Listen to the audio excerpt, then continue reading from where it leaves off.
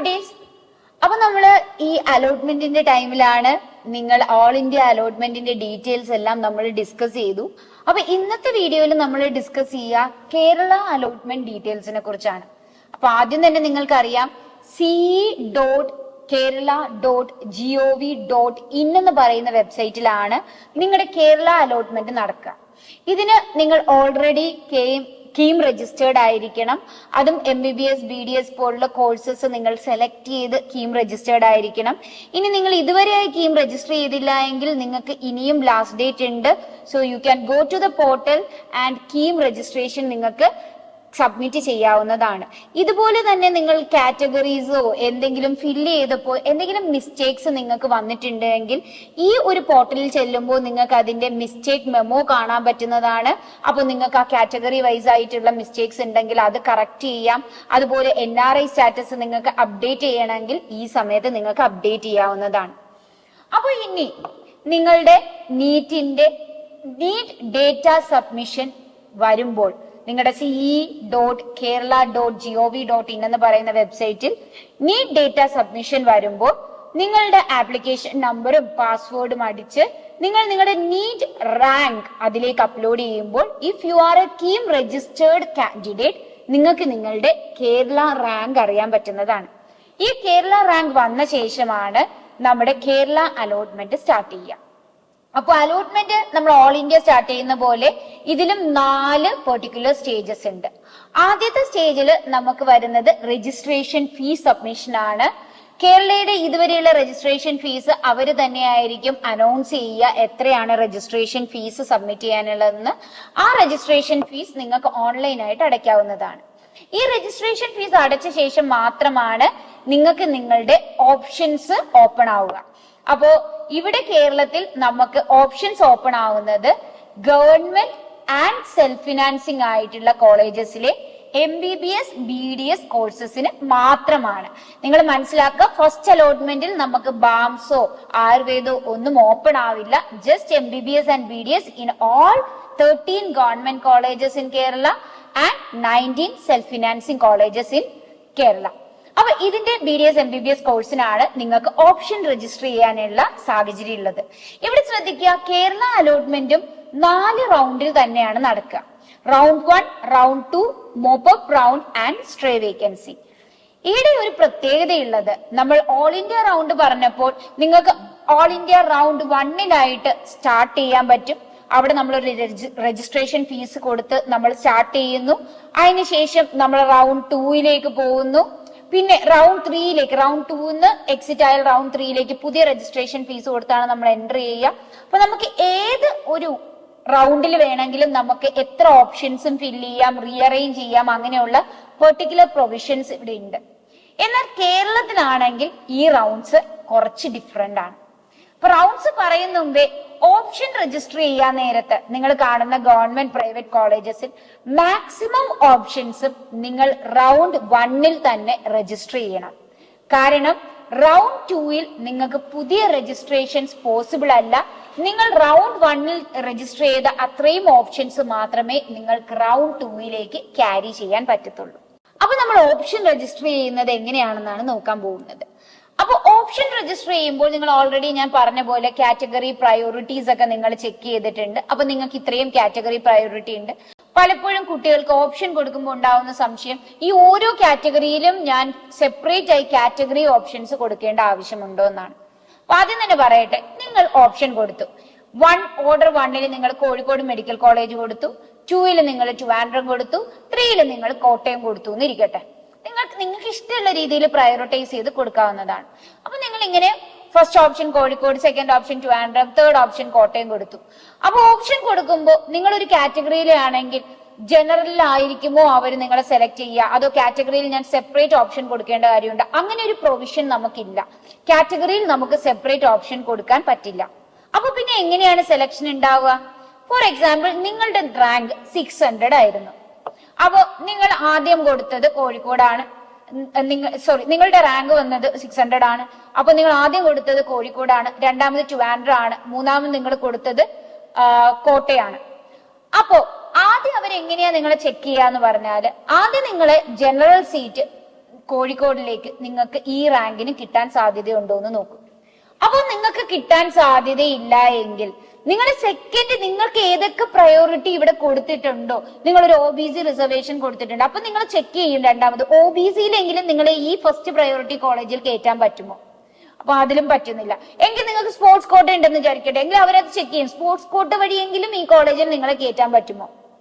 അങ്ങനെ കയറ്റാൻ പറ്റില്ല എന്ന് കണ്ടാൽ മാത്രമാണ് നിങ്ങളുടെ സെക്കൻഡ് ഓപ്ഷനിലേക്ക് മൂവ് ചെയ്യുക. അപ്പൊ അത് ഓട്ടോമാറ്റിക്കായി നടക്കുന്ന ഒരു കാര്യമാണ്. നിങ്ങൾ കാറ്റഗറി വൈസായി ഒന്നും ചെയ്യേണ്ടതായിട്ടില്ല.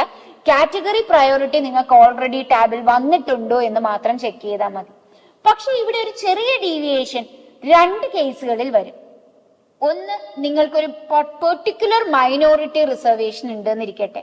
ഫോർ എക്സാമ്പിൾ, നിങ്ങൾ ഒരു ക്രിസ്ത്യൻ മൈനോറിറ്റി സ്റ്റുഡന്റ് ആണ്. അപ്പൊ നിങ്ങൾ മൈനോറിറ്റി റിസർവേഷൻ ഉള്ള ഒരു കോളേജിലേക്ക് നിങ്ങളുടെ ആപ്ലിക്കേഷൻ കൊടുക്കുകയാണ്. ഫോർ എക്സാമ്പിൾ, അമല പോലുള്ള ക്രിസ്ത്യൻ മൈനോറിറ്റി കോളേജിലേക്ക് നിങ്ങൾ ആപ്ലിക്കേഷൻ കൊടുക്കുമ്പോൾ അവർക്ക് ജനറൽ സീറ്റും മൈനോറിറ്റി സീറ്റും ഉണ്ട്. ഇവിടെ നിങ്ങൾ ഒരു മൈനോറിറ്റി സ്റ്റുഡന്റ് ആണെങ്കിൽ നിങ്ങൾ ജനറൽ സീറ്റിൽ ഒരു ആപ്ലിക്കേഷൻ കൊടുത്ത ശേഷം അവിടെ എക്സ്ട്രാ ആയ ഒരു ഓപ്ഷനായി മൈനോറിറ്റിയും നിങ്ങൾ കീപ്പ് ചെയ്യേണ്ടതുണ്ട്. ഇവിടെ നിങ്ങൾ മൈനോറിറ്റി ഓപ്ഷൻ കീപ്പ് ചെയ്തില്ല എങ്കിൽ നിങ്ങളെ അവർ മൈനോറിറ്റി സീറ്റിലേക്ക് കൺസിഡർ ചെയ്യില്ല. ഇത് തന്നെയാണ് നമ്മളുടെ NRI സ്റ്റുഡൻസിന്റെ കാര്യത്തിലും വരിക. നിങ്ങളൊരു NRI സ്റ്റാറ്റസ് അപ്ഗ്രേഡ് ചെയ്തു എന്ന് പറഞ്ഞ് നിങ്ങളെ എല്ലാ കോളേജസിന്റെയും NRI സീറ്റ്സിലേക്ക് നിങ്ങൾ ഒരിക്കലും ചെക്ക് ചെയ്യില്ല. ഫോർ എക്സാമ്പിൾ, നിങ്ങൾ സെൽഫ് ഫിനാൻസിങ് കോളേജിൽ നിങ്ങൾക്കിപ്പോ അറിയാം NRI സീറ്റിന് ഫീസ് കുറച്ച് കൂടുതലാണ് വരുന്നത്. പക്ഷെ എന്റെ റാങ്കിന് ചിലപ്പോ സെൽഫ് ഫിനാൻസിങ്ങില് നോർമൽ സീറ്റ് കിട്ടിയാലോ. അങ്ങനെയാണെങ്കിൽ നിങ്ങൾ നോർമൽ അവരുടെ ജനറൽ സീറ്റിലേക്ക് അപ്ലൈ ചെയ്താൽ മതി.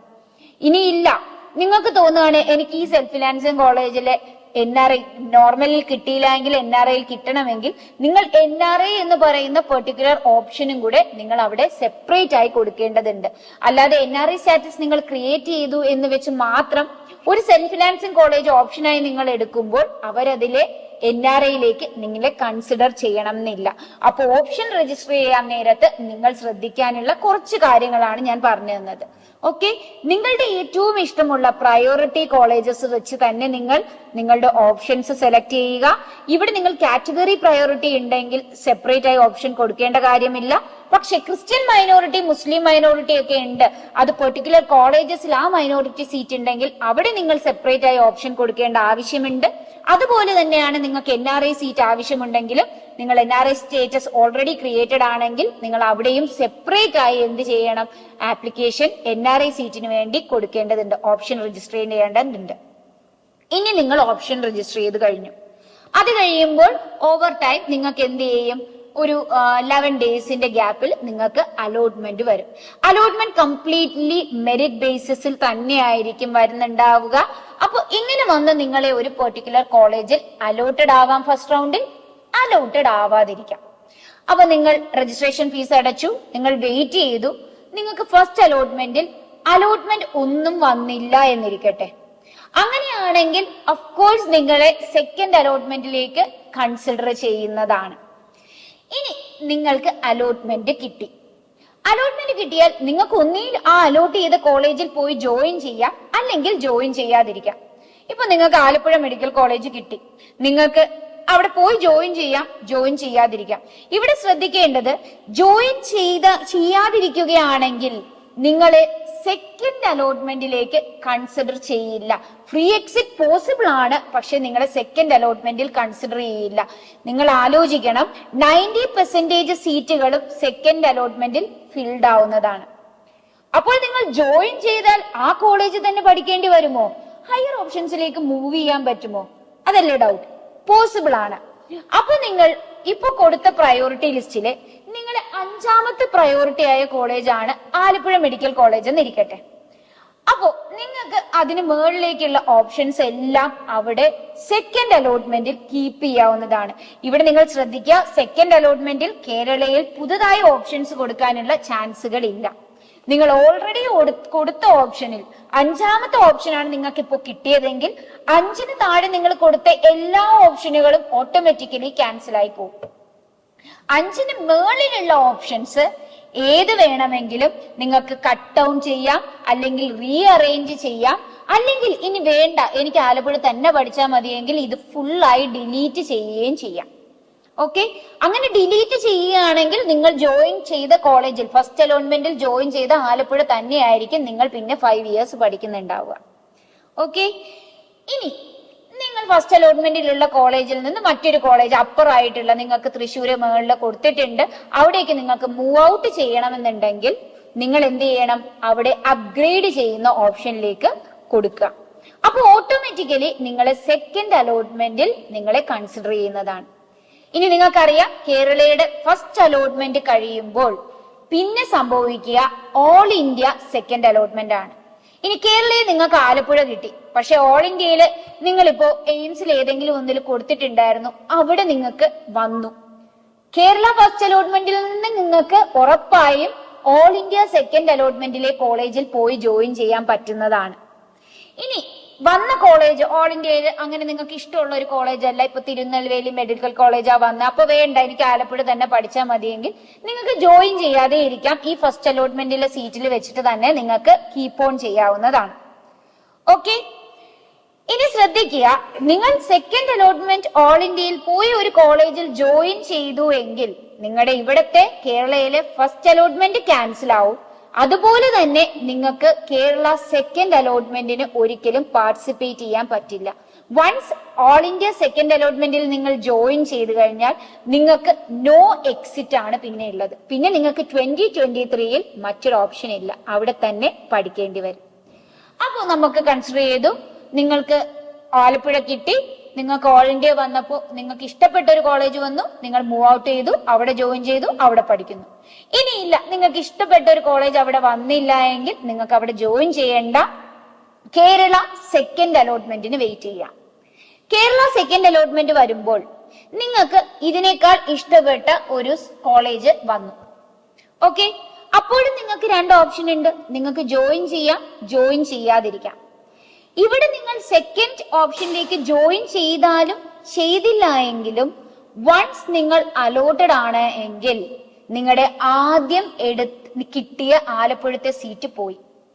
ഇനി നിങ്ങൾ ജോയിൻ ചെയ്യാതിരുന്നാൽ ഈ 2023 തേർഡ് അലോട്ട്മെന്റിൽ പോയി ട്രൈ ചെയ്യാനേ നിങ്ങൾക്ക് ചാൻസ് ഉള്ളൂ. ഇനി നിങ്ങൾ സെക്കൻഡ് തൃശ്ശൂർ പോയി ജോയിൻ ചെയ്ത് കഴിഞ്ഞാൽ അവിടെ തന്നെ ഫുൾ കോഴ്സ് പഠിച്ചു തീർക്കേണ്ടതായിട്ടുണ്ട്. ആൻഡ് നിങ്ങൾ ഒരു കാര്യം മനസ്സിലാക്കണം, കേരളയുടെ സെക്കൻഡ് അലോട്ട്മെന്റ് ക്ലോസ് ചെയ്യുമ്പോൾ 95% സീറ്റുകൾ ഫിൽഡ് ആയിരിക്കും. തേർഡ് റൗണ്ട് വേക്കൻസി സീറ്റിന് മാത്രമാണ്. അപ്പോൾ നിങ്ങൾ കൺഫേംഡ് ആയി പഠിക്കാൻ കോഴ്സിന് തീരുമാനിച്ചുവെങ്കിൽ സെക്കൻഡ് അലോട്ട്മെന്റിൽ തന്നെ ജോയിൻ ചെയ്യുക.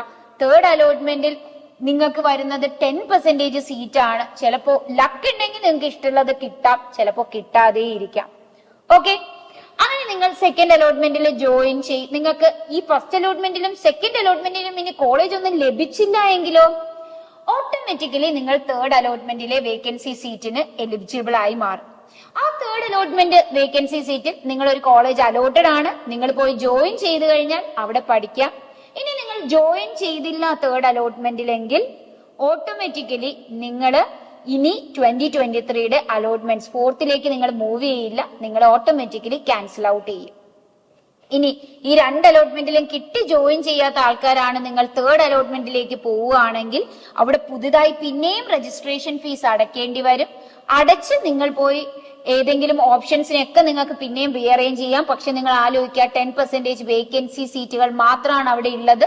അതിൽ നിങ്ങൾക്ക് ഇഷ്ടപ്പെട്ട ഒരു കോളേജിലേക്ക് നിങ്ങൾ ഓപ്ഷൻ കൊടുത്ത് നിങ്ങൾക്ക് കിട്ടുകയാണെന്നിരിക്കട്ടെ തേർഡില്, പിന്നെയും ഞാൻ പറഞ്ഞ പോലെ തന്നെ നിങ്ങൾക്ക് ജോയിൻ ചെയ്യാം, ജോയിൻ ചെയ്യാതിരിക്കാം. ജോയിൻ ചെയ്യാതിരുന്നാൽ നിങ്ങൾ 2023 ഫുൾ അലോട്ട്മെന്റ് ഔട്ട് ആവുന്നു. ജോയിൻ ചെയ്താൽ ആ ജോയിൻ ചെയ്ത കോളേജിൽ പഠിക്കേണ്ടി വരും.